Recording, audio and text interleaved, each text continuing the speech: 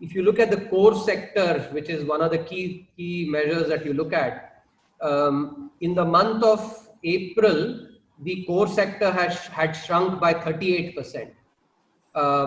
Now, if you look at the numbers in subsequent months, 38% in April, 22% in May, 13% in June, and 9.6% in July. So 38, 22, 13, 9.6. And so it basically was a decline. So from output, let's say, normal times growing about 3-4 odd percent, let's say, or so, it's declined to 38, and then 22, 13, 9.6. This is basically what a V is. Similarly, e-way bills, came down significantly. Now they've progressively improved, almost at the same level as last year. Power consumption, freight traffic, I've mentioned. So it is, if you look at the key indicators, there is clearly a recovery that is on, which is looking likely. See, the other thing to be very careful though is, V-shaped recovery only means that there was a sharp decline, and then a sharp recovery. It is basically it's recovering from a recovery, sharp recovery. No, you could have a V which is basically like this also. It's not, the V-shaped recovery doesn't necessarily say much about the slope. So that is something that is important to keep in mind. Hit is on discretionary spending, and till this residual uncertainty remains, people will basically be cautious. None of us would want to go to a movie now, to a movie theater. None of us would want to go to a restaurant, to eat. So normal life, as we knew it, is basically not there yet. Once the vaccine comes up, a large part gets inoculated, then it will be back to normal, and economic activity will also be back to normal. So that's the sort of overall, both positive and negative, aspects that a realistic assessment that I want to provide. In fact, if you look at the Atmanirbhar Bharat package, 10% of GDP together, and yes, the fiscal component was lower, but if you take GDP to be P plus I plus G plus net exports, when you provide credit, when you provide liquidity, eventually it goes and affects either C or I, because this is basically credit and liquidity being provided to the private sector. And that's why, I use this phrase that Deng Xiaoping used to say, I don't care about the color of the cat as long as it catches mice.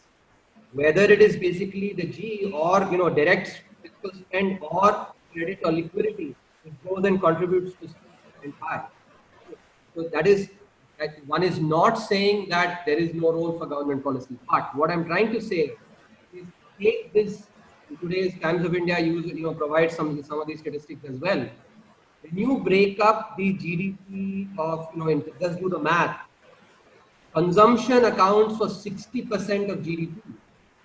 Government spending accounts for 12% of that. So if, for instance, there is, let's say, 1% fall in consumption, there has to be an offsetting 5%, 5% basically for government spending to increase in order to offset that 1% fall. It's just a pure arithmetic of the nature. In any economy, large economy, private sector contributes to consumption and investment. And both consumption and investment together, contribute 85% of GDP in the Indian economy. Now, if an investment, there is a greater fall, because times like these, typically, there is risk aversion and corporates will not invest. So if there is a fall of 1% in the private sector, 8.5 times actually the government will have to respond in order to, so government has indeed responded, and you actually saw in the government expenditure, but just the fact that, it is a smaller contributor, and, because of the fiscal constraints as well, not just for India, any country, right? Take, for instance, United Kingdom. United Kingdom came up with a package that was 15% of GDP, and all the media was talking about the 15% of GDP. Yet their contraction is 22 odd percent, right?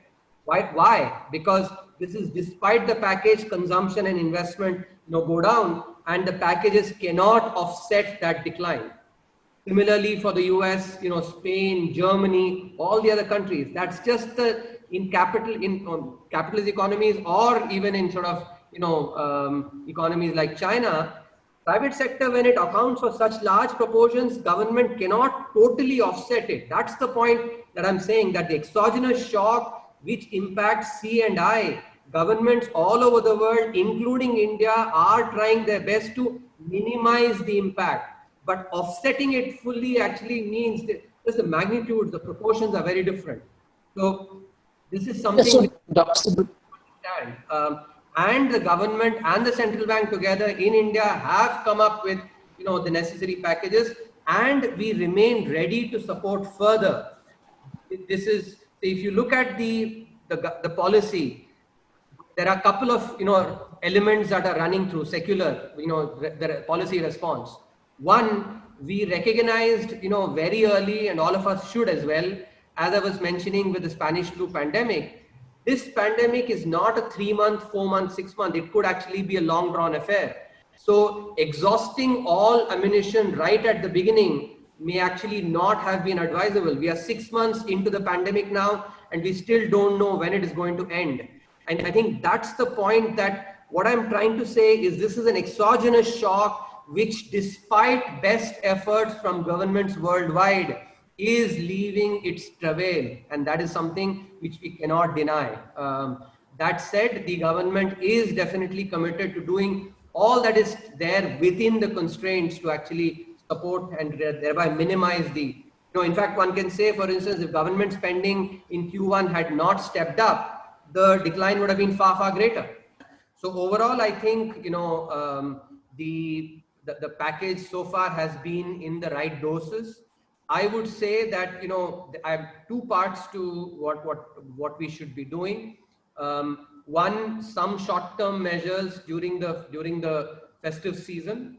But as I've said earlier as well, they may have a short, push, but it'll be like a steroidal kind of, will not really have, because it's uncertainty that is quite the, but once, let's say, the vaccine is there and really demand comes back with a bang, that's when, far more push to really, accelerate that process. So the fall in, consumption now, especially because of discretionary items, is, and that is a pure COVID impact, which you cannot go and relate it to, to anything that was happening before February. I can't. I'm saying, are you looking at some kind of a change in strategy in terms of the way you want to deal with it as the government which is in charge at the moment? Are you looking at any shift in strategy, any change in strategy, considering the fact that so far the government has largely looked at the demand side? If you've looked at the demand side, that's good. No, that's what we should be doing. Sorry, I'm saying the supply side. Yeah. Okay. No, as I was saying, there were measures taken since,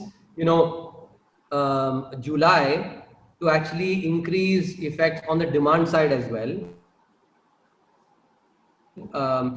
This particular episode now, which is the discretionary spending, impact on discretionary spending, you have to be a little bit more careful. And I've said this before as well. Just putting cash in the hands of people now is not going to actually spur discretionary spending. No, look at the PMJDY data. What basically, after lockdown has started, PMJDY balances had increased by about 25,000 crores. Of course, when the unlock phase has begun, those balances have decreased now. Even now, compared to the before the start of the lockdown, PMJDY balances are around 11,000 crores greater. So the increase of 25,000 crores in a section which typically spends every rupee that they earn, is indicative of this precautionary motive to save. So, just putting cash in the hands of people is not going to actually bring discretionary spending. Discretionary spending is primarily impacted by uncertainty.